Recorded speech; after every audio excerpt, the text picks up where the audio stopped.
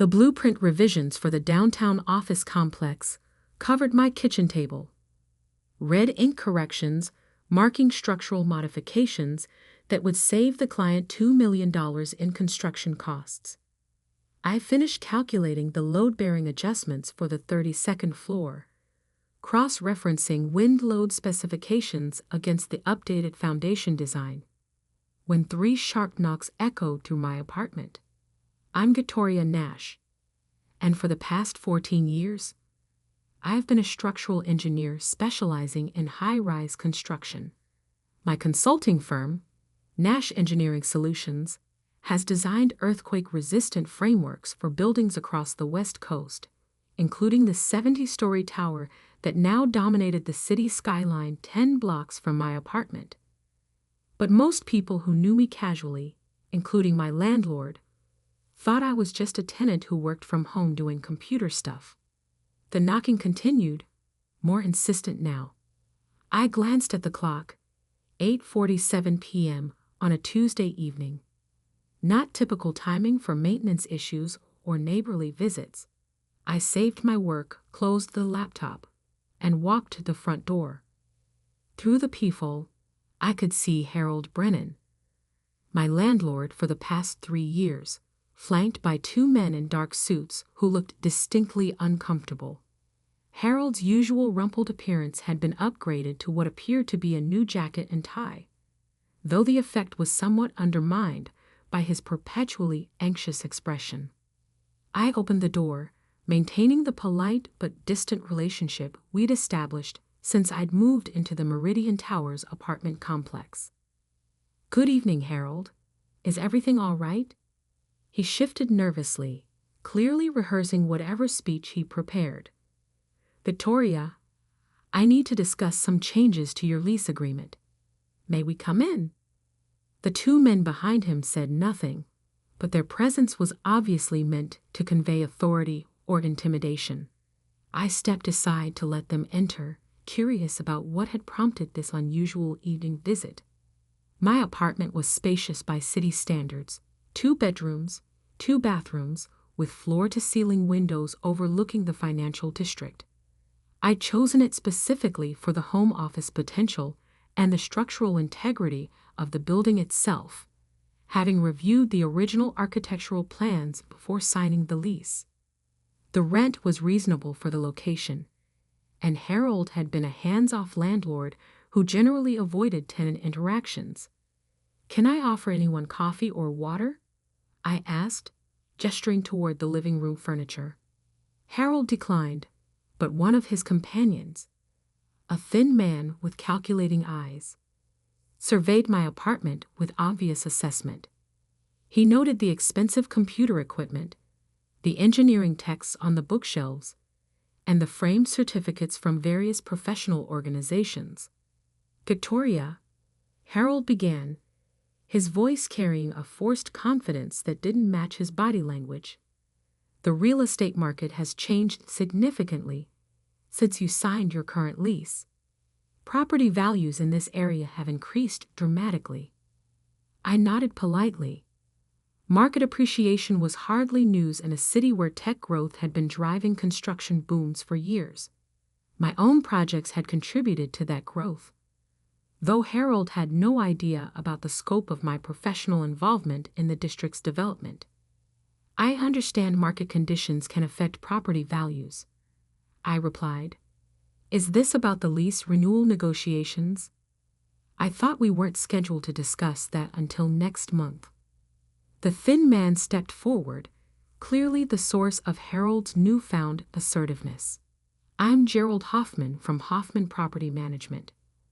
We've been consulting with Mr. Brennan about optimizing his portfolio's revenue potential." Ah, Harold had hired a property management company, probably lured by promises of increased rental income through aggressive tenant management. I'd seen this pattern before. Small landlords getting convinced to sacrifice stable, long-term tenants for short-term profit maximization. "The current rental rates for this building are significantly below market value," Hoffman continued. "We've identified substantial opportunities for revenue enhancement through strategic lease restructuring.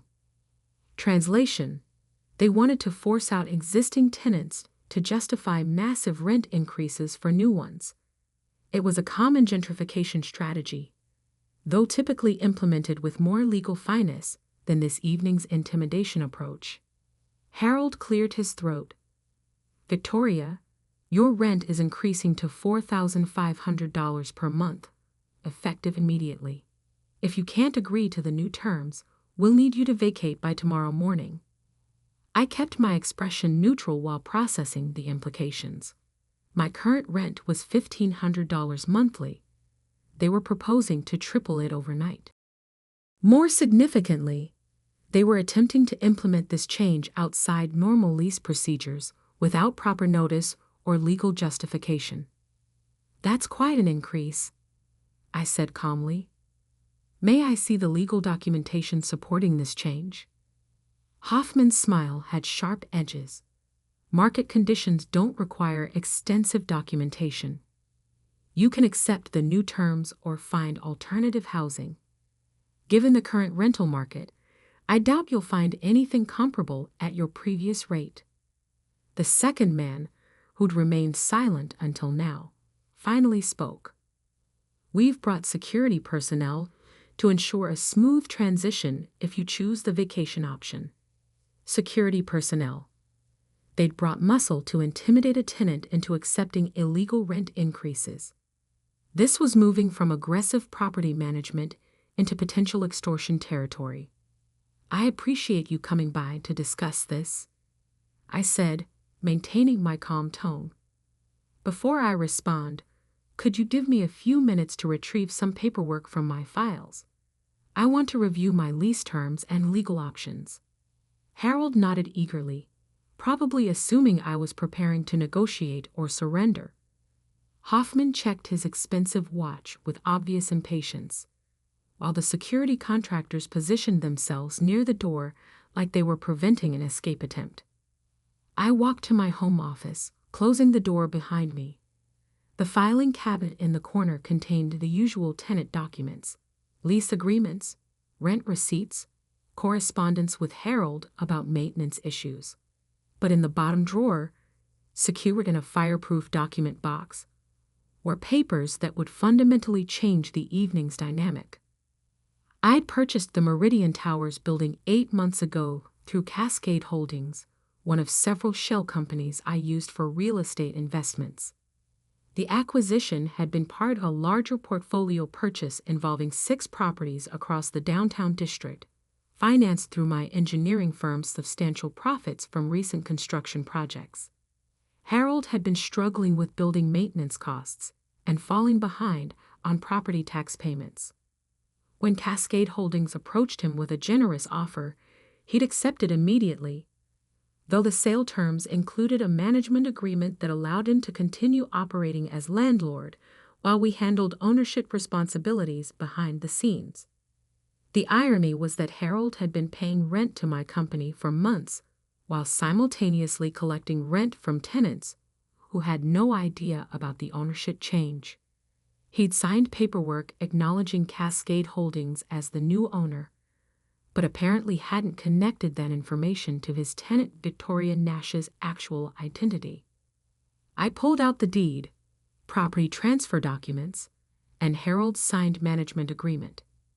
The papers clearly established my ownership of the building Harold was now trying to evict me from, using intimidation tactics that violated both his management contract and basic tenant rights. Returning to the living room, I found Hoffman examining my engineering certificates with obvious confusion. He'd apparently expected to find evidence of financial instability, not professional credentials suggesting substantial earning potential.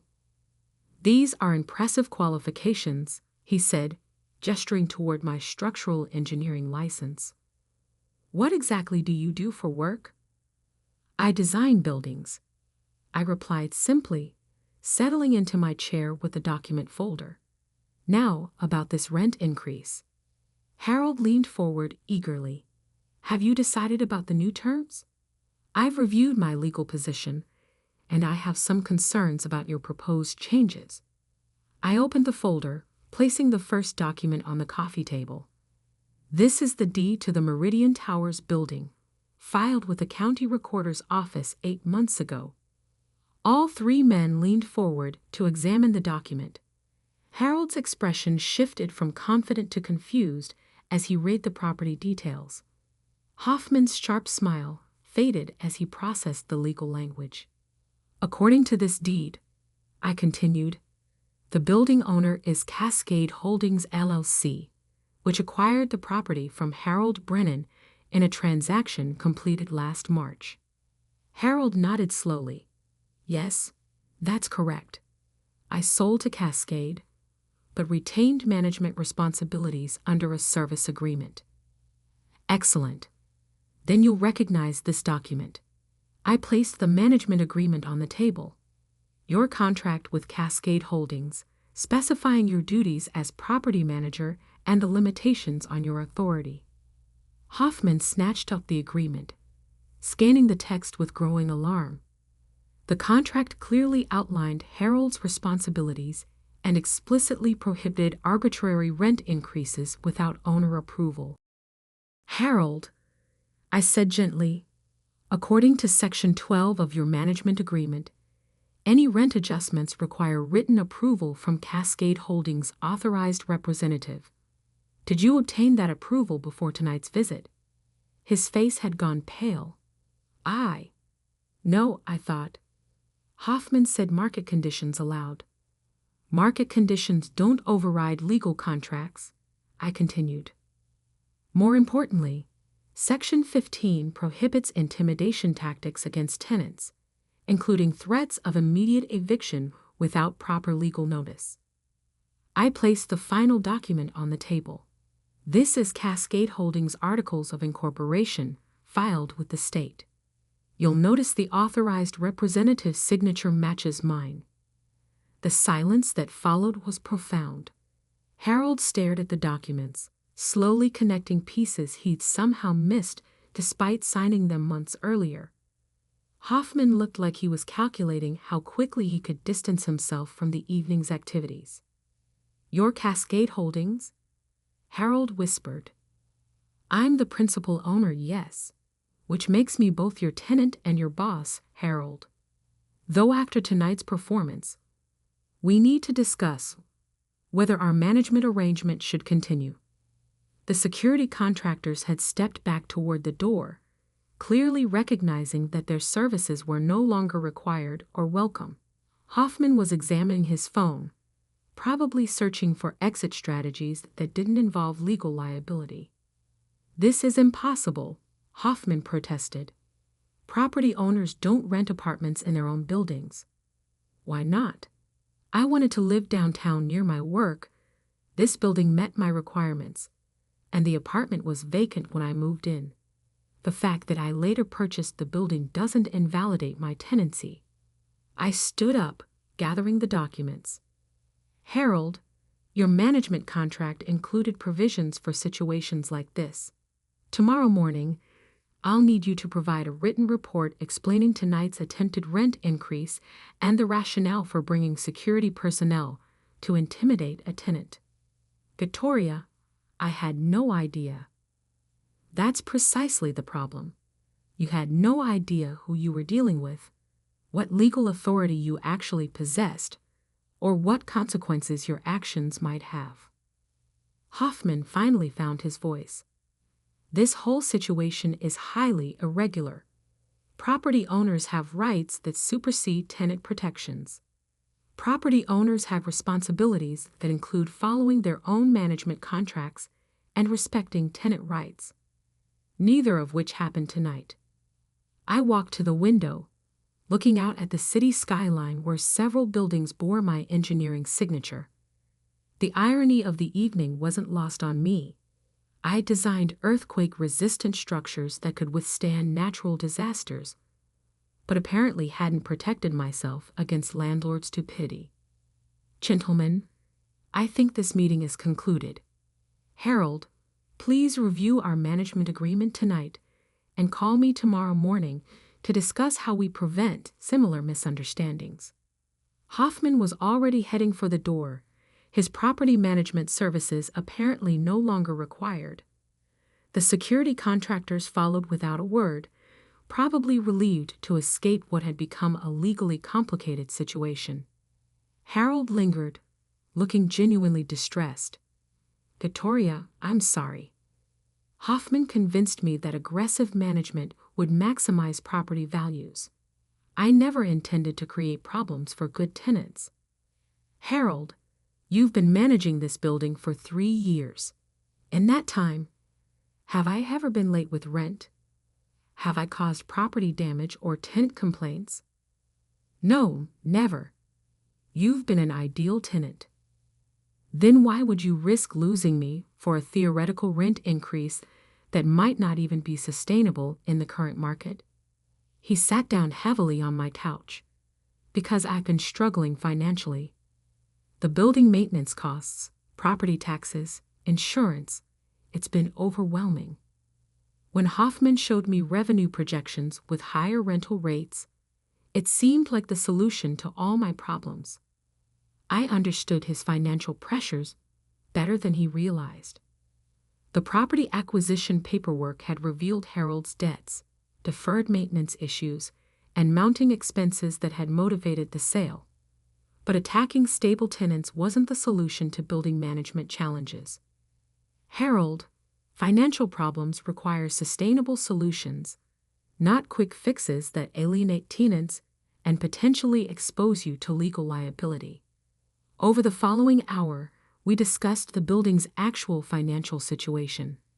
Harold's management approach had been reactive rather than strategic, addressing problems as they arose instead of planning for long-term sustainability. Higher rental income was indeed possible, but through unit improvements and strategic marketing rather than intimidation tactics. "What happens now?"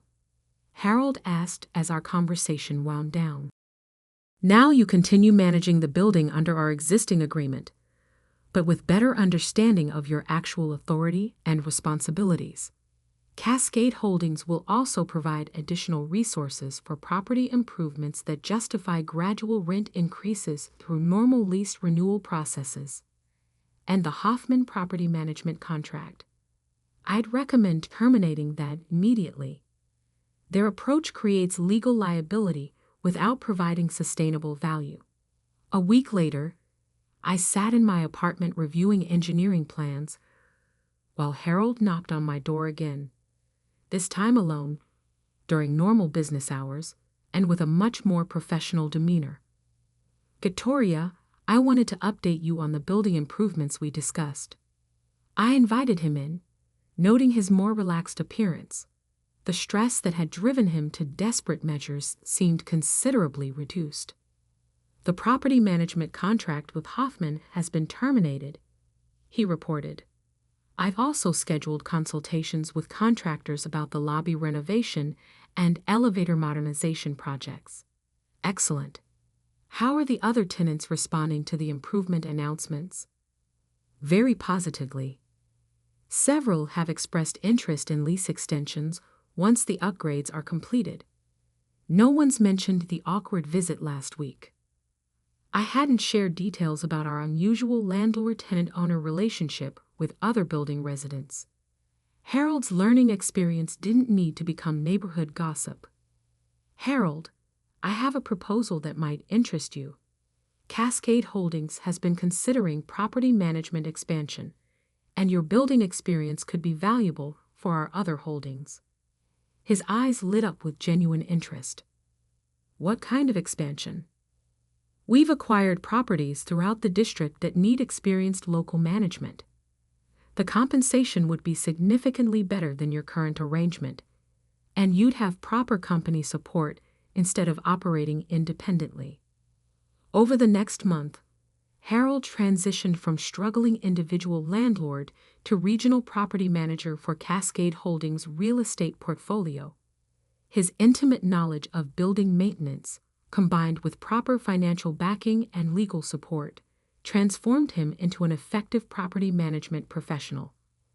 The Meridian Towers building underwent systematic improvements that justified gradual rent increases for new tenants while maintaining affordable rates for existing residents who had been stable, responsible occupants. My own rent remained unchanged, though I occasionally received building improvement updates from Harold in his capacity as property manager rather than landlord. 6 months after the confrontation that had started our complex relationship, Harold stopped by my apartment with coffee and the building's quarterly financial reports. "Victoria, I wanted to thank you for not firing me immediately after that disastrous evening with Hoffman. Everyone deserves the chance to learn from mistakes, provided they actually learn. I've been thinking about what would have happened if you'd been a normal tenant facing that kind of intimidation. Someone without legal resources or financial stability. It would have been devastating. Forced relocation, legal costs, potential job disruption. Exactly the kind of situation tenant protection laws are designed to prevent." Harold nodded thoughtfully. "I've implemented new procedures for all the Cascade properties. No rent adjustments without proper legal review, no intimidation tactics, and mandatory mediation for tenant disputes before considering eviction procedures." "How are the other property managers responding to the new protocols?" "Better than expected. It turns out that treating tenants with respect actually reduces management headaches and legal liability." Who would have guessed? We both laughed, recognizing the irony that basic human decency also happened to be good business practice.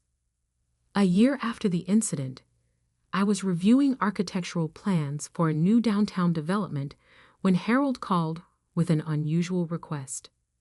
"Victoria, I have a potential tenant for the penthouse unit who specifically asked about meeting the building owner. Apparently, they've heard about our management approach and want to discuss a long-term lease directly." "That's interesting. What type of tenant?" "A federal judge who's relocating to the city.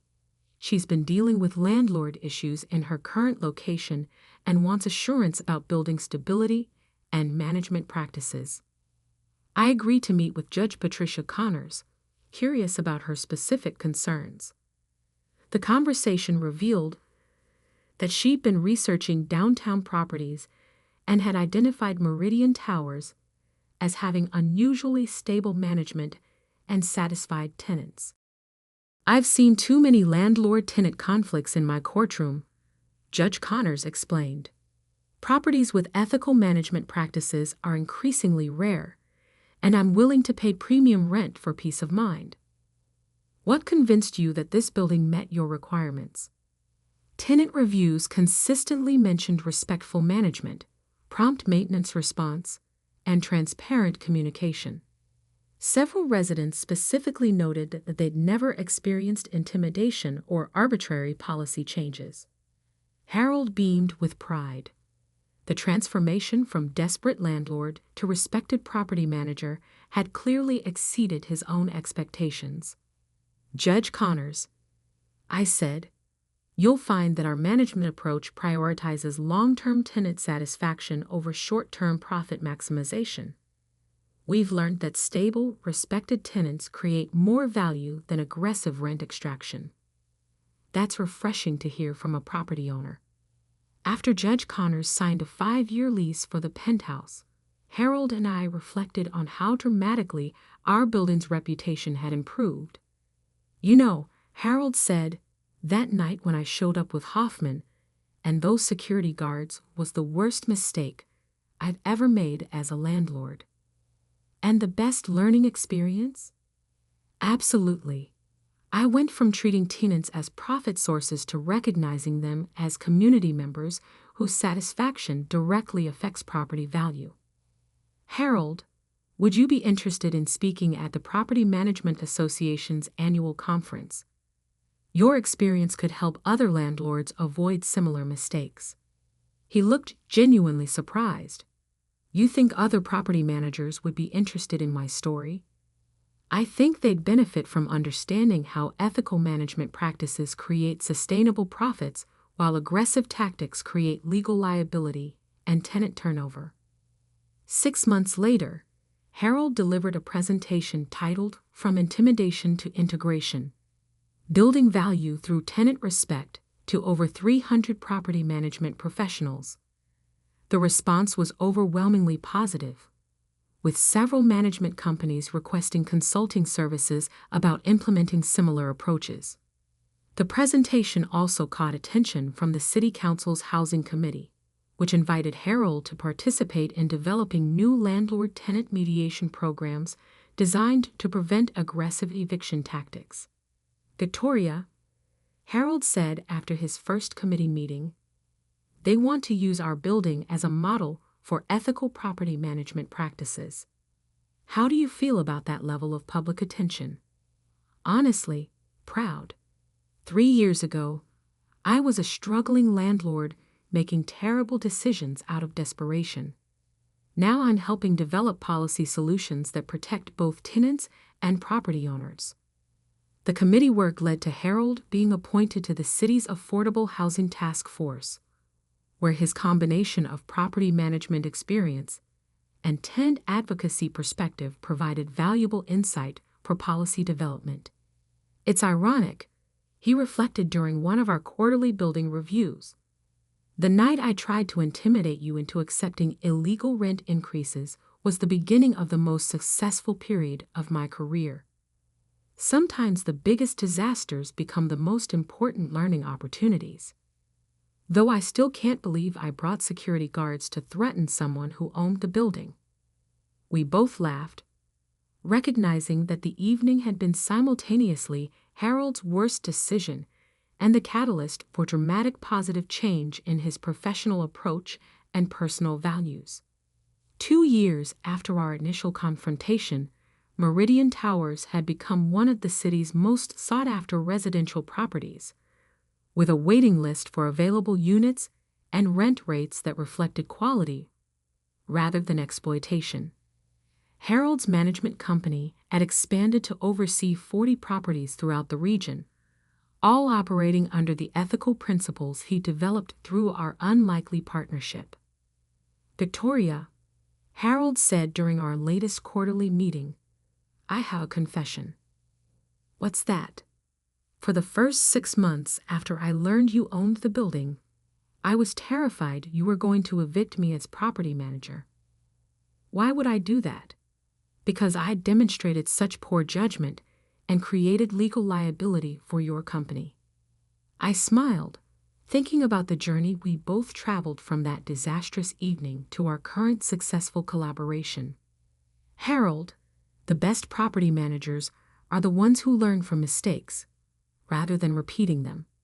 You've proven that ethical management isn't just morally right, it's also more profitable and sustainable than aggressive tactics. And you've proven that property owners can prioritize tenant welfare without sacrificing business success. Sometimes the most effective way to protect your investment is to treat people with respect and dignity, regardless of the power dynamics involved. Looking back, the evening when Harold showed up with security guards demanding triple rent was a perfect example of how assumptions can create catastrophic miscalculations. He'd assumed I was a financially vulnerable tenant who could be intimidated into accepting illegal demands. I'd assumed my role, as both tenant and owner, would remain comfortably separate. Both assumptions were wrong, but the collision between them created something better than either of us had imagined. A property management approach that demonstrated how ethical business practices could generate superior results while treating everyone involved with respect and dignity. Sometimes the best outcomes emerge from the most uncomfortable confrontations, provided everyone involved is willing to learn from the experience rather than simply defending their initial positions. Mrs. Chen, your foundation's quarterly report needs your signature before Monday's board meeting. I looked up from the stack of grant applications covering my office desk, accepting the leather portfolio from my assistant David. The Chen Foundation had processed over 200 funding requests this month alone. Everything from pediatric cancer research to arts education programs. Each application represented someone's hope for positive change, and I took that responsibility seriously. Thank you, David. Any urgent items that can't wait until after the weekend? He consulted his tablet, scrolling through the carefully organized schedule that kept my philanthropic work running smoothly. The Children's Hospital called about the new wing groundbreaking ceremony. They want to confirm your availability for the dedication speech next month. I signed the quarterly report, noting the foundation's assets had grown another 12% this quarter. Conservative investments and strategic partnerships had built our endowment from my initial $20 million commitment into something approaching $200 million over the past 8 years. Not bad for someone who'd started with a business degree and determination to make generational wealth mean something beyond luxury purchases. Confirm the dedication. What else? Your mother-in-law called twice about tonight's gala seating arrangements. Something about ensuring proper family representation at the head table. I suppressed a smile. Eleanor Whitman had been micromanaging family appearances since I'd married her son 5 years ago, treating every social event like a strategic military operation. Tonight's Children's Medical Foundation Gala would be no exception, especially since the Whitman family had been prominent supporters for decades. Did she mention anything specific about the arrangements? David's diplomatically neutral expression told me everything. She expressed concern about maintaining appropriate family hierarchy during the speeches. Translation: Eleanor didn't want me sitting too close to the donors who actually mattered. Despite my foundation's significant contributions to various causes, she still saw me as the outsider who'd somehow captured her son's attention without bringing sufficient social pedigree to the marriage. I'll handle it tonight. Anything else requiring immediate attention? The Detroit project site visit is confirmed for Tuesday, and the Education Initiative presentations are ready for your review. I nodded, gathering the grant applications I'd been reviewing. The Chen Foundation's Education Initiative was my personal passion project, providing scholarships and program funding to underserved communities. This year's budget allocated $40 million specifically for educational equity programs, money that would change hundreds of lives. My phone buzzed with a text from my husband, James. Mom's already at the venue directing setup. Fair warning, she's in full general mode tonight. I replied, understood. See you at 7. James had learned to navigate his mother's social control tendencies by providing advance warnings and strategic absences. He genuinely loved both of us, but had long ago stopped trying to broker peace between Eleanor's traditional expectations and my decidedly non-traditional approach to wealth and influence. The drive to the Meridian Hotel took 30 minutes through downtown traffic, giving me time to review my mental notes about tonight's event. The Children's Medical Foundation raised money for pediatric research and treatment programs, a cause close to my heart since my younger brother's successful leukemia treatment 15 years ago. The foundation's annual gala typically brought in around $3 million, funding that supported groundbreaking research initiatives. I'd been quietly supporting their work for years through both personal donations and foundation grants, but always in ways that didn't draw attention to the amounts involved. Eleanor Whitman thrived on public recognition and carefully orchestrated social positioning. I preferred results over recognition, a philosophical difference that had created tension from the beginning of my relationship with James. The hotel's valet service handled my car efficiently, and I entered the ballroom to find the expected scene of controlled elegance. Crystal chandeliers, perfectly arranged floral centerpieces, round tables seating 10, with a raised platform for the evening speakers and award presentations. The guest list included the city's most prominent philanthropists, medical professionals, and society figures, all dressed in variations of expensive formal wear. Eleanor stood near the registration table, wearing an elegant navy gown and what I'd learned to recognize as her event management expression. She was discussing something with the foundation's executive director, gesturing toward the seating chart with practiced authority. "Isabella, darling," she called when she spotted me. The term darling from Eleanor always carried subtle condescension, as if she were addressing a child who needed gentle correction. "I was just ensuring your seating placement respects the foundation's donor hierarchy."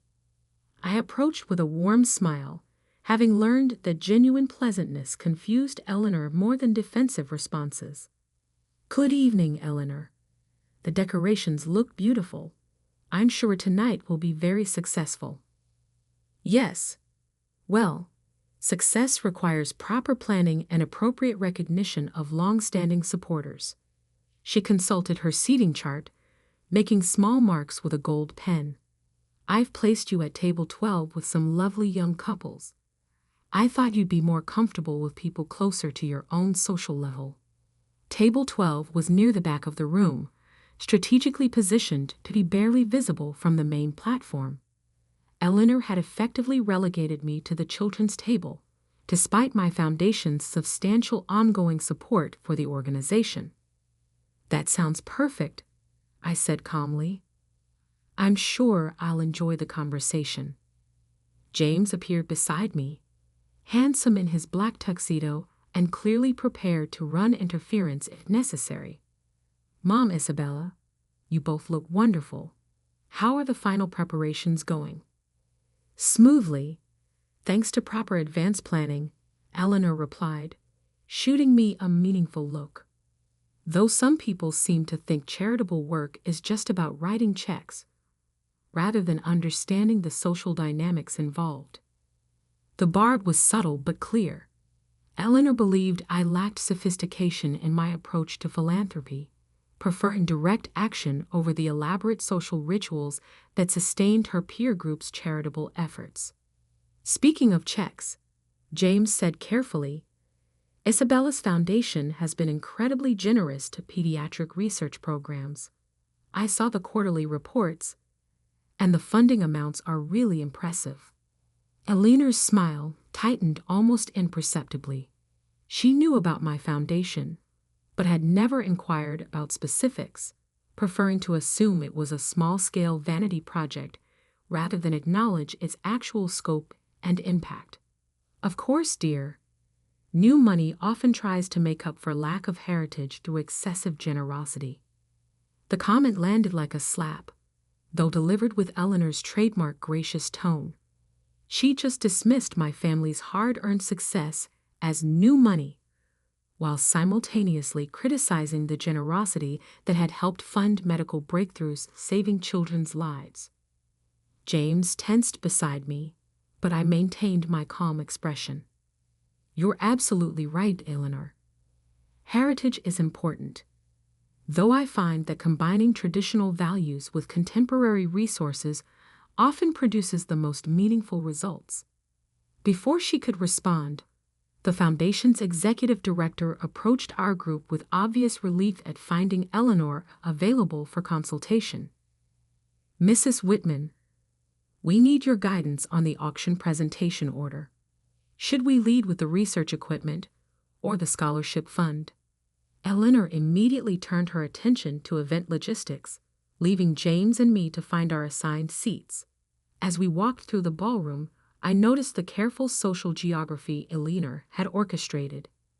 The head table featured longtime board members and major donors whose families had been supporting the foundation for generations.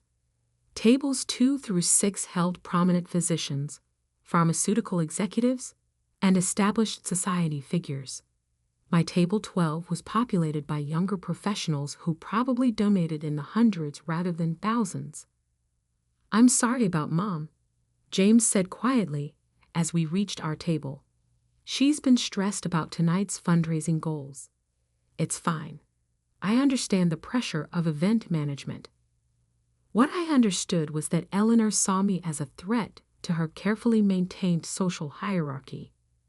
My foundation's resources exceeded those of most families at the head table, but I'd never demanded recognition or board positions in return for support. That restraint had apparently been interpreted as evidence that my contributions weren't significant enough to warrant serious consideration. Our tablemates were indeed pleasant young professionals. Two couples who worked in medical administration, a pediatric nurse and her husband, and a pharmaceutical researcher with his wife. The conversation flowed easily through topics ranging from treatment innovations to fundraising challenges, with everyone sharing genuine passion for improving children's health care. During the salad course, I noticed Eleanor moving between tables, greeting longtime supporters with warm familiarity while maintaining polite distance from those she considered less established. Her performance was flawless, demonstrating the social skills that had made her a formidable force in philanthropic circles for 30 years. The auction began after dinner, featuring experiences and items donated by local businesses and wealthy supporters. Art pieces, vacation packages, dining experiences, and medical equipment all commanded impressive bids from the assembled guests. Eleanor served as one of the volunteer auctioneers, her practiced charm encouraging competitive bidding that pushed prices well above estimated values. As the auction concluded and the evening speakers approached the podium, Eleanor made her way to my table. She consumed at least 3 glasses of wine during dinner, and her usual careful control had relaxed into something approaching honesty. "Isabella, could I speak with you privately?" she asked, though her tone suggested it wasn't really a request. I followed her to a quiet alcove near the hotel bar, away from the main ballroom activity. The space was dimly lit and relatively secluded, perfect for the kind of direct conversation Eleanor had been avoiding for 5 years. "I think it's time we discussed your role in this family," she began, her voice low but intense. "James is a wonderful man from a respected family with deep roots in this community. His future requires careful consideration of social positioning and appropriate partnerships." I remained silent, allowing her to continue. "You seem like a nice enough person, but you'll never fit into this family or our social circle. Your background, your approach to charity, your complete lack of understanding about how these relationships actually work." She gestured toward the ballroom. "Tonight is a perfect example. You sit quietly at the back, contributing nothing to the conversation, while people who've built real influence over decades handle the important work." The words hung in the air between us, years of carefully suppressed disapproval finally spoken aloud. "I appreciate your honesty, Eleanor," I said calmly. "If you'll excuse me for a moment, I need to make a phone call." I walked to the hotel lobby, pulling out my phone to call David. He answered immediately, despite the late hour. "Mrs. Chen, how can I help?" "I need you to process an immediate donation to the Children's Medical Foundation. $5 million from the foundation's discretionary fund. Have the paperwork ready for electronic signature within the next 10 minutes. Certainly, any specific designation for the funding. General operating support. And David, please call the foundation's executive director directly to confirm the donation tonight. I believe they're hoping to announce a funding milestone during the evening's program." "Understood. Anything else?" "That should be sufficient." I returned to the ballroom as the foundation's executive director was approaching the microphone for his closing remarks. Eleanor had resumed her position at the head table, looking satisfied with whatever she believed she'd accomplished during our conversation. "Ladies and gentlemen," the executive director began, "tonight has been an extraordinary success, with auction proceeds exceeding our projected goals by nearly 40%. Polite applause filled the room. But before we conclude, I've just received notification of an additional contribution that brings tonight's total to unprecedented levels. He paused, consulting the note David had apparently delivered. I'm honored to announce a $5 million donation from the Chin Foundation, designated for our general operating support. The applause was no longer polite. It was thunderous, sustained, and accompanied by surprised murmurs as people processed the significance of the announcement. $5 million was more than many of the Foundation's previous annual totals. I remained seated at table 12, maintaining the same calm expression I'd worn all evening. But around me, the social dynamics Eleanor had carefully orchestrated were crumbling in real time. The Foundation's board president approached the microphone next, clearly struggling to manage his excitement. The Chin Foundation's extraordinary generosity represents a transformational moment for our organization. Mrs. Chen, would you please join us on stage to accept our deepest gratitude? Every head in the ballroom turned toward my table. The pediatric nurse beside me gasped softly. The pharmaceutical researcher was staring with obvious shock. From the head table, I could see Eleanor's face cycling through confusion, disbelief, and dawning horror as she realized the implications. I stood slowly, smoothing my dress, and walked through the suddenly silent ballroom toward the stage. The same walk Eleanor had dismissed as insignificant now carried very different weight as 300 prominent citizens processed the revelation that the quiet woman relegated to the back table had just made the largest single donation in the Foundation's history. On stage, the executive director shook my hand warmly while the board president presented me with a crystal award that clearly hadn't been prepared in advance. The applause continued as photographers captured the moment for the Foundation's promotional materials.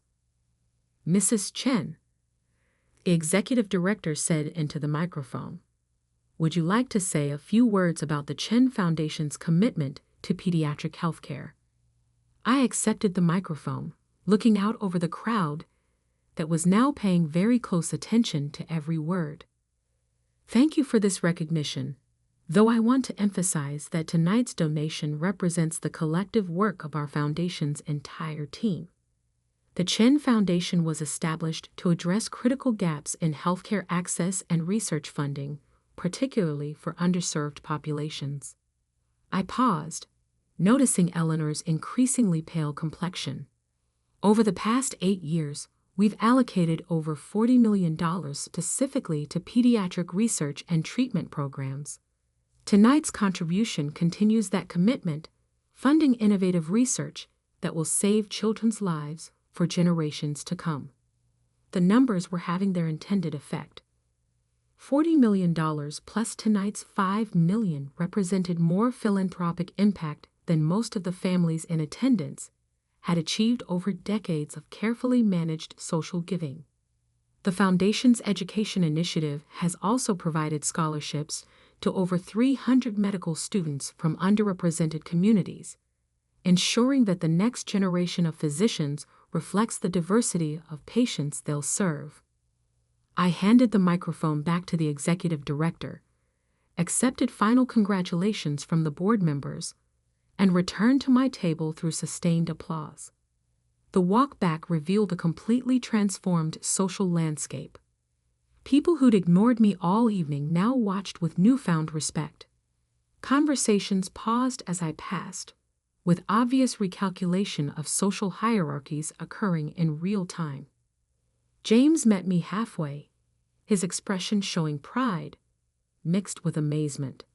He'd known about my Foundation's work, but hadn't fully understood the scale of impact until tonight's public revelation. Isabella, that was incredible. I had no idea about the $40 million in previous funding. Your mother and I had a conversation about family contributions. I thought it might be helpful to clarify the Chen Foundation's level of engagement. As we reached our table, Eleanor appeared beside us, her earlier confidence replaced by barely controlled distress. The carefully orchestrated social evening had become a public demonstration of her complete misunderstanding of family dynamics. "Isabella," she said quietly, "I think we need to continue our conversation. Of course, though perhaps James should join us this time." We found a quiet corner where Eleanor could speak without being overheard by the guests who were now eyeing our family group with obvious curiosity. "I owe you an apology," Eleanor began, her voice strained. "I clearly misunderstood the scope of your charitable work." "You misunderstood several things, Eleanor, but the charitable work was probably the least important." James looked between us, sensing undercurrents he hadn't witnessed directly. "What exactly did you misunderstand, Mom?" Eleanor's composure cracked slightly. "I suggested that Isabella didn't fit into our family or social circle, that her contributions weren't significant enough to warrant serious consideration. You said, I'd never be good enough for this family," I corrected gently. "Those were your exact words." James's expression shifted from confusion to anger as he processed the implications. "Mom, what were you thinking?" "I was thinking about family heritage and social positioning. I didn't realize that Isabella's foundation had achieved such substantial impact." "This isn't about money, Eleanor," I said quietly. "This is about respect, about treating family members with basic courtesy, regardless of their perceived social status." "You're absolutely right.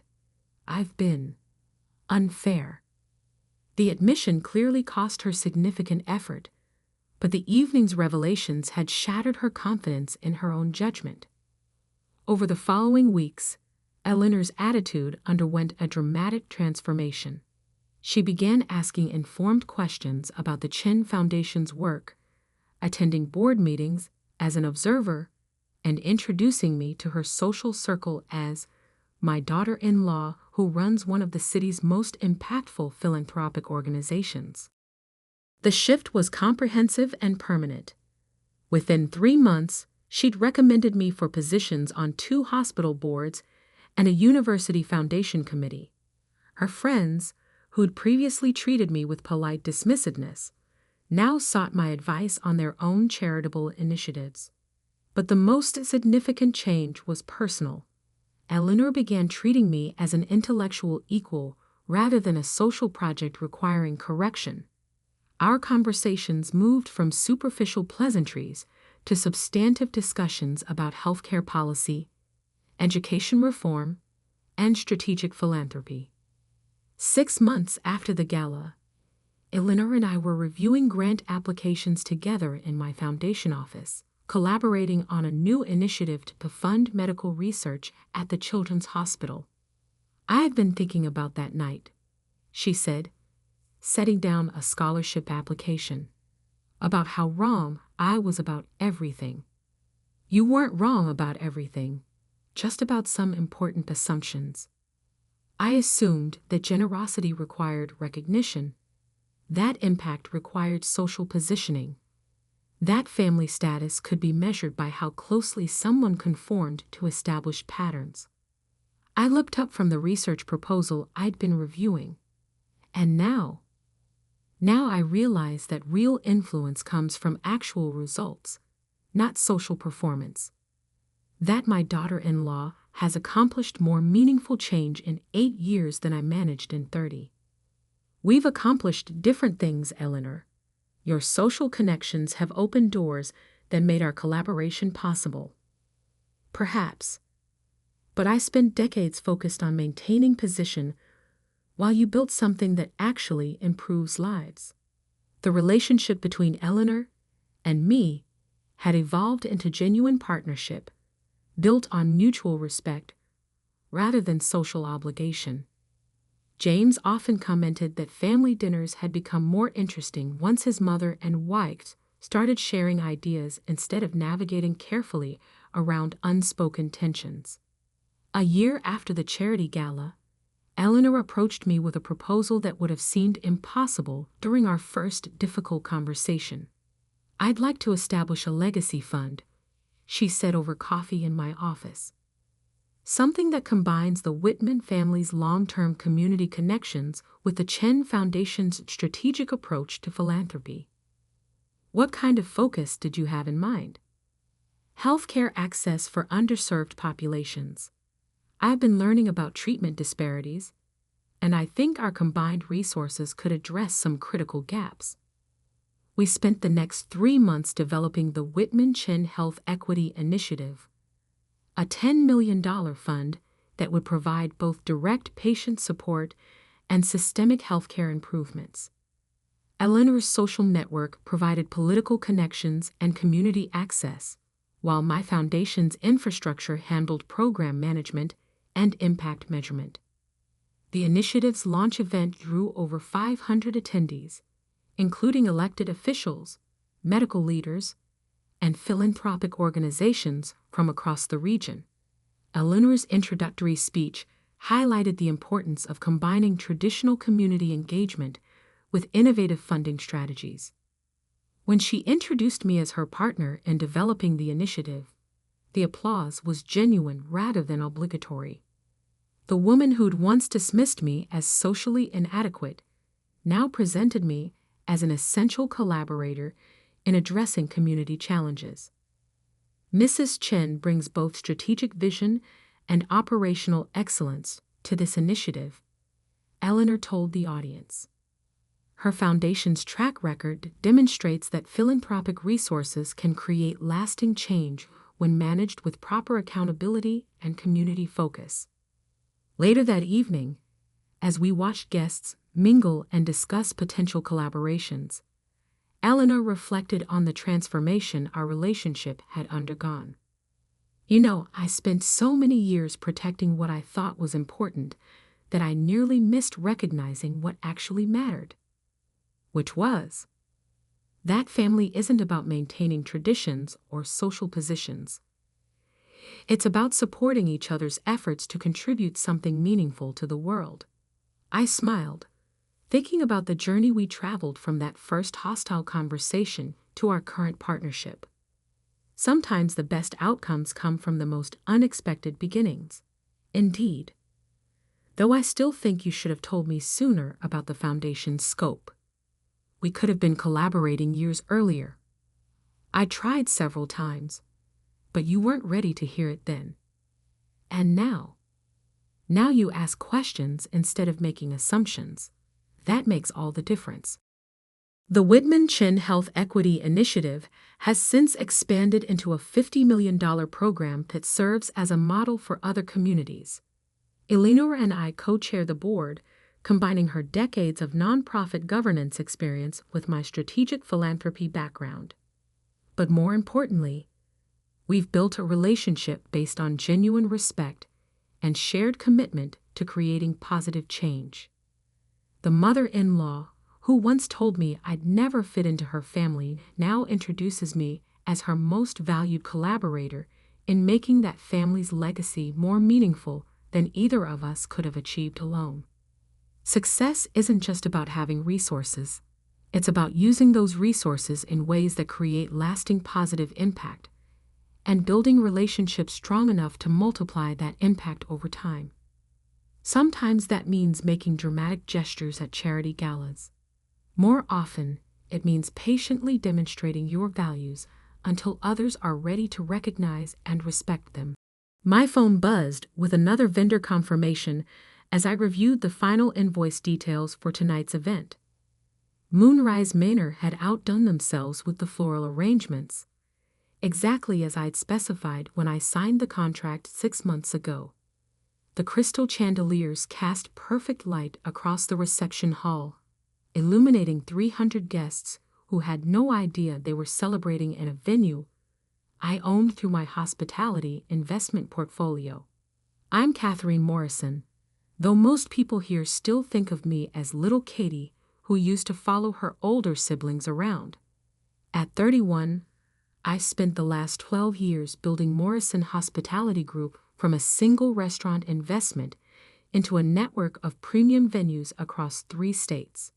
But tonight, I wasn't here as a CEO.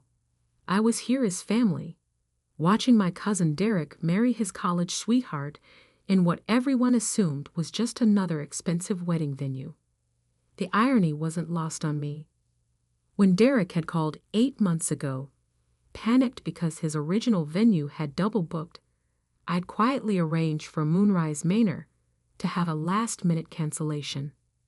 The booking fee alone could have covered a luxury car, but family was family.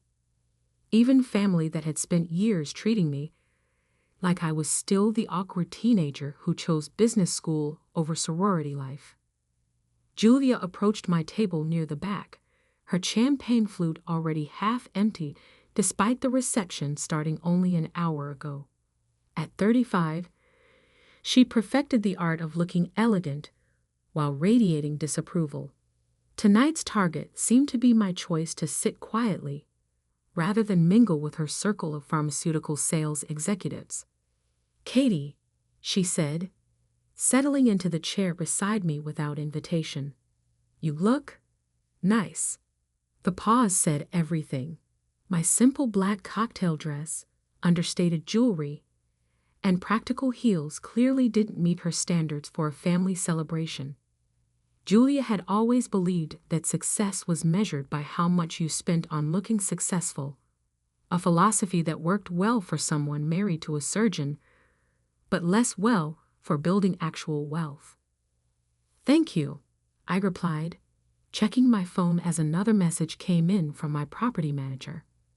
3 more venue bookings for next month, including 2 corporate events that would bring in serious revenue. The ceremony was beautiful. Derek looked happy. "Yes, well, happiness doesn't pay the bills," Julia said, swirling her champagne. "Speaking of which, I heard you finally moved out of that apartment complex downtown. Aunt Margaret said you bought something in the suburbs." I smiled slightly. The something in the suburbs was a custom-built home on 15 acres. But I'd learned long ago that explaining my actual financial situation to Julia only led to accusations of showing off or lying. Better to let family assume what they wanted to assume. "Something like that," I said. The band finished their current song, and Derek's new father-in-law approached the microphone to give a toast. Robert Chen had made his fortune in tech startups, and his speech was polished, warm, and mercifully brief. As applause filled the room, I noticed Julia checking her phone, probably coordinating with our mother about something. Mom had been unusually quiet tonight, which typically meant she was planning something. At 62, Patricia Morrison still treated family gatherings like military campaigns, complete with strategic seating arrangements and carefully timed conversations designed to achieve maximum emotional impact. Tonight's campaign seemed focused on what she called Katie's situation. My situation in their minds was that I was 31, unmarried, and working in restaurants. They knew I'd started with a small investment in a local bistro, but the details of how that had grown into a multi-million-dollar hospitality empire remained conveniently overlooked. When you don't fit into family expectations, people tend to see only what confirms their existing beliefs. "Katie," my brother Michael appeared at our table, looking uncomfortable in his rented tuxedo. At 28, he'd followed the approved family path: law school, corporate job, marriage to another lawyer, house in the right neighborhood. "Mom wants to talk to you after the cake cutting." Julia's eyes lit up with anticipation. Whatever Mom had planned, my siblings were clearly in on it. I'd seen this dynamic before, usually at holidays when someone had decided it was time for another intervention about my life choices. "Of course," I said calmly. "Looking forward to it." Michael hesitated, probably expecting more resistance. "It's just that we're all worried about you," Working such long hours, not dating anyone seriously, living alone in that big house. So they did know about the house. Interesting. Someone had been doing research, which meant tonight's conversation would be more serious than usual. I wondered if they'd figured out who actually owned it, or if they just assumed I was renting something beyond my apparent means. The cake cutting proceeded with appropriate fanfare, followed by more dancing and the gradual migration of older guests toward the exit. By 10 o'clock, only about half the original crowd remained, mostly Derek's college friends and our extended family. Julia had switched from champagne to wine, which usually meant her filter was about to disappear entirely. I was reviewing emails when the music suddenly stopped. Julia stood near the band's setup, holding the wireless microphone with the confidence of someone who'd consumed just enough alcohol to believe everyone wanted to hear her thoughts. "Excuse me, everyone," she called out, her voice carrying clearly across the reception hall. "I know this is Derek and Amanda's special day, but I think it's important that we talk about what family really means." A murmur of confusion rippled through the remaining guests. Derek looked mortified. Amanda's parents exchanged concerned glances. This wasn't part of the planned program. "Family means supporting each other," Julia continued, swaying slightly. "Family means being honest about our shortcomings. And sometimes, family means acknowledging that some people here don't deserve to celebrate with real family." She was looking directly at me. Some people who've forgotten where they come from, who think they're better than everyone else because they bought a big house they can't actually afford, who sit in the back row like they don't belong here. The temperature in the room seemed to drop 10 degrees. Conversations died. Even the catering staff stopped moving. 200 people were now staring at me, waiting to see how I'd respond to being publicly humiliated at my cousin's wedding. I stood slowly, smoothing my dress, and walked calmly toward the back of the room. Not toward Julia, not toward the microphone, but toward the service area where I could make a phone call in relative privacy. My hands remained steady as I scrolled through my contacts, finding the number I needed. "Robert," I said when he answered on the second ring. "Sorry to bother you so late, but could you come to Moonrise Manor? There's a situation with one of the guests that requires the owner's attention." "On my way, boss," Robert Martinez replied. He'd been managing Moonrise Manor for 3 years, ever since I'd acquired the property and renovated it into the area's premier wedding venue. "Everything okay? Just need you to clarify some things for the guests. 5 minutes?" 3 minutes. I was in the office reviewing tomorrow's setup.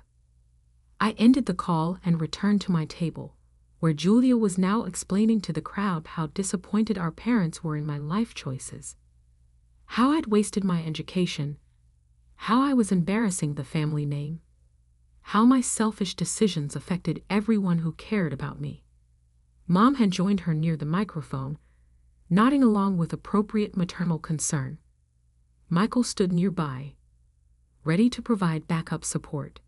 Even some of our cousins were nodding, probably thinking about their own successful careers and stable relationships. 3 minutes later, Robert entered through the main doors, his suit impeccable despite the late hour.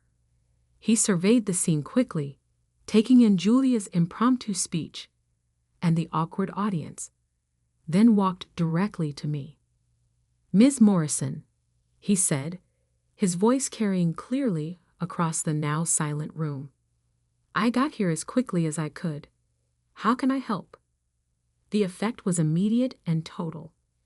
Every conversation stopped. Julia's voice trailed off mid-sentence. The microphone slipped slightly in her hand as she processed what she just heard.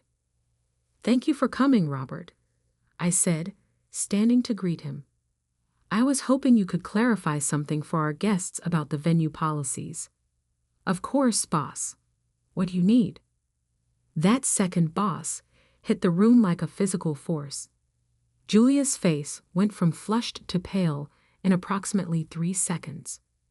Mom's expression shifted from concern to confused to something approaching horror as the implications became clear. Actually, I said, looking around at my family's stunned faces, I think the clarification can wait. Why don't you go ahead and prepare tomorrow's sap? I'll handle things here. Robert nodded professionally. Let me know if you need anything else. The night security team is already in place, and I'll be in the office until midnight finishing the quarterly reports. As he left, the silence in the room became deafening. Julia still held the microphone, but no words were coming out. Derek and Amanda stood frozen by their cake table, probably wondering if their wedding reception had just turned into a family catastrophe. I walked slowly back toward the front of the room, my heels clicking against the marble floor that I'd personally selected during the renovation. Past the crystal chandeliers I'd chosen, past the custom millwork I'd commissioned, past family members who were beginning to understand that the little sister they'd been pitying owned the ground they were standing on. Julia, I said gently, extending my hand, can I have the microphone back? She handed it over wordlessly, her eyes wide with something between shock and mortification. I looked out at the crowd, taking in the faces of relatives who'd spent years assuming I was struggling, friends who'd heard Julia's speech, and were now recalculating everything they thought they knew about family dynamics. I want to thank everyone for celebrating Derek and Amanda's wedding with us tonight. I began, my voice calm and warm. Moonrise Manor has hosted hundreds of celebrations over the past 3 years, but tonight was especially meaningful because it was family. I paused, letting that sink in. Family gatherings are interesting things. They remind us where we came from, who shaped us, and sometimes they show us how far we've traveled from those beginnings. Tonight, my sister shared some concerns about my life choices, and I appreciate her honesty. Julia was now staring at her feet, probably calculating how much damage control would be needed. She's right that I did buy a house I can't afford. The mortgage payment is 0 because I paid cash. She's also right that I work long hours in restaurants. When you own 15 of them across 3 states, the hours can be challenging. The murmur that went through the crowd was audible now. Math was being recalculated. Assumptions were crumbling. But most importantly, she's right about family. Family does mean supporting each other, being honest about our shortcomings, and acknowledging when we've made mistakes. I looked directly at Julia, who was now visibly shaking. The mistake here isn't that someone doesn't deserve to celebrate with family. The mistake is that family members can spend years making assumptions about each other without ever asking the right questions.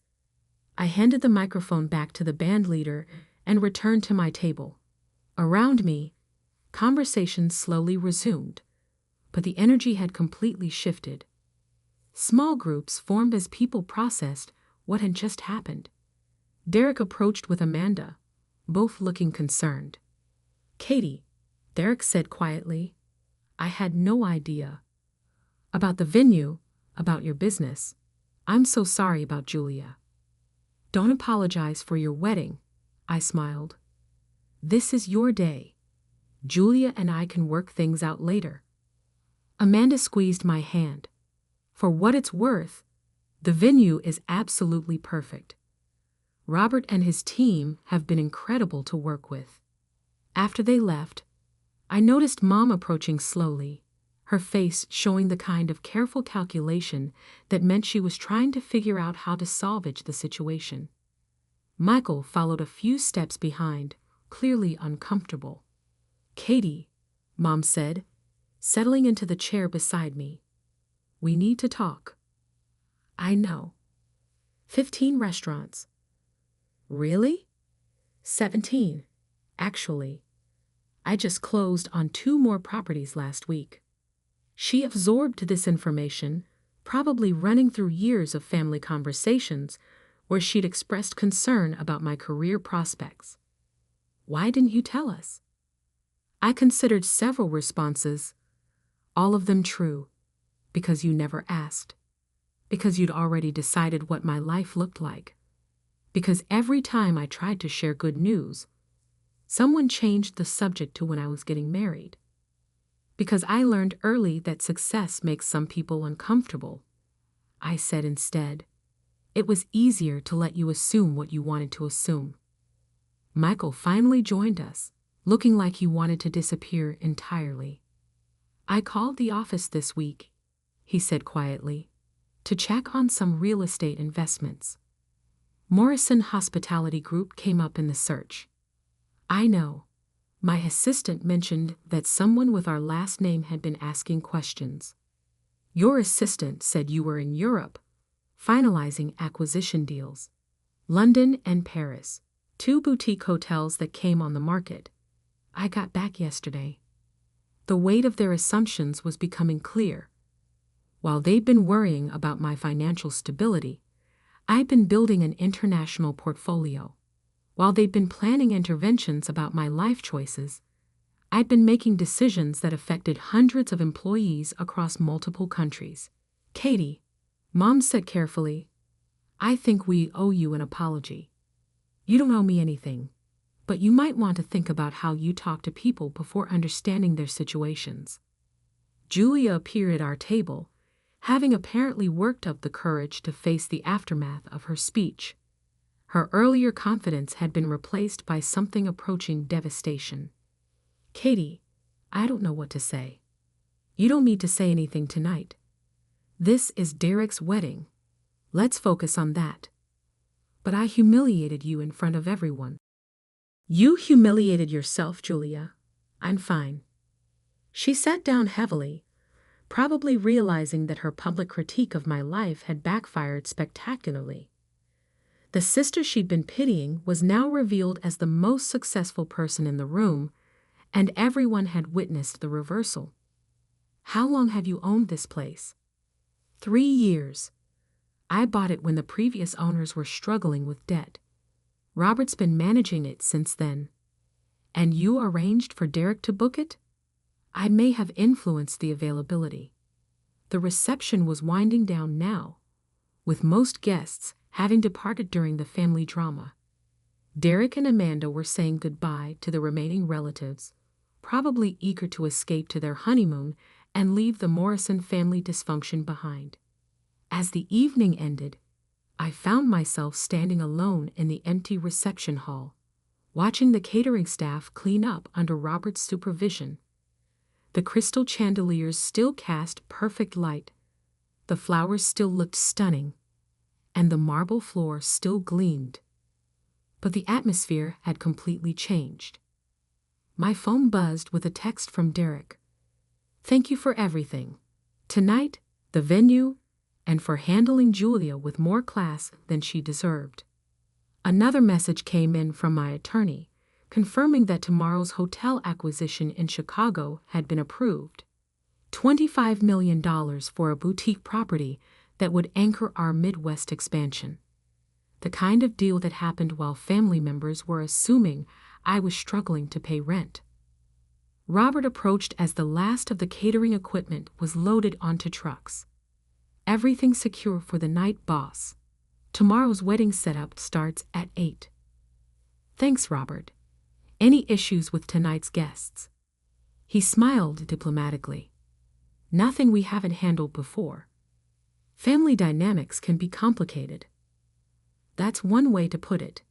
As I drove home through the quiet streets, I thought about Julia's words.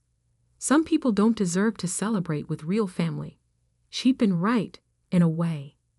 Some people don't deserve certain things, but not because of their financial status or life choices, because of how they treat others when they think they have power over them. The next morning brought a stack of messages from various family members. Apologies, explanations, requests for coffee meetings to clear the air. Julia had apparently spent the night calling relatives to explain her side of the story, which only made things worse as people realized how badly she'd misjudged the situation. Mom's message was the most direct. "Can we please have lunch this week? I think we have a lot to discuss." I replied to her and ignored the others. Some conversations were worth having. Others were just damage control. 3 weeks later, I sat in Mom's kitchen drinking coffee and reviewing the final contracts for our Seattle expansion. She'd spent the time since the wedding asking careful questions about my business, clearly trying to understand how the daughter she'd been worried about had become more successful than anyone in the family. "I keep thinking about that night," she said, refilling my cup. "How wrong we were about everything." "You weren't wrong about everything, just about some important things." Julia's been struggling since then. The pharmaceutical company laid off half their sales team last month. I'd heard Julia's husband was also facing potential malpractice issues related to a patient care incident. The perfect life she'd been projecting was apparently less perfect than anyone realized. "I'm sorry to hear that. She wants to apologize properly, face to face. She can call me when she's ready." 6 months after Derek's wedding, Julia finally made that call. We met at one of my restaurants, a farm-to-table place in the arts district that had become popular with young professionals. She looked older, less polished, more genuine than I'd seen her in years. "I spent months being angry," she said over our appetizers. "Angry that you'd let us all look like fools. Angry that you hadn't told us the truth about your success. And now I realize I was angry at myself for being the kind of person who would attack family in public, for making assumptions about your life without ever asking about it." We talked for 2 hours, covering years of family dynamics, missed connections, and mutual misunderstandings. For the first time since we were children, Julia seemed interested in my actual life rather than her version of it. "Can I ask you something?" she said as we finished dessert. "Of course." "When you were building all this, the restaurants, the venues, the success, did you ever think about proving us wrong?" I considered the question carefully. Honestly, no. I was too busy building something to spend much time thinking about what other people thought of it. Even when we were dismissive, even when we acted like you were failing, especially then, other people's opinions don't pay employees or satisfy customers. As we left the restaurant, Julia paused at the entrance. "Derek and Amanda's first anniversary is coming up. They're planning a small celebration." "That's nice. At Moonrise Manor. I think they like having family events where they know the owner will take good care of them." I smiled. "Robert runs a good operation. Would you consider letting me help with the planning?" I promised not to grab any microphones. "Talk to Robert. If he needs extra help coordinating, I'm sure he'd appreciate it." A year later, Julia had become our unofficial family event coordinator, working closely with Robert to manage Morrison family celebrations. She discovered she had genuine talent for hospitality planning, and I discovered that my sister was actually likable when she wasn't busy judging everyone around her. The family dynamic had shifted permanently. People asked about my business now, showed genuine interest in my projects, treated me like the successful adult I'd become rather than the struggling younger sister they'd assumed I was. Even Derek had started consulting with me about his own investment decisions. But the most important change was simpler than any of that. When I walked into family gatherings now, I wasn't the person who didn't deserve to be there. I was the person who made sure everyone else had a place to belong. Success isn't just about building wealth or acquiring properties. It's about building the kind of life where you can be generous with others, even when they haven't been generous with you. It's about having the confidence to remain calm when people attack you publicly, because you know who you are and what you've accomplished. And sometimes, it's about owning the venue where your family finally learns to see you clearly.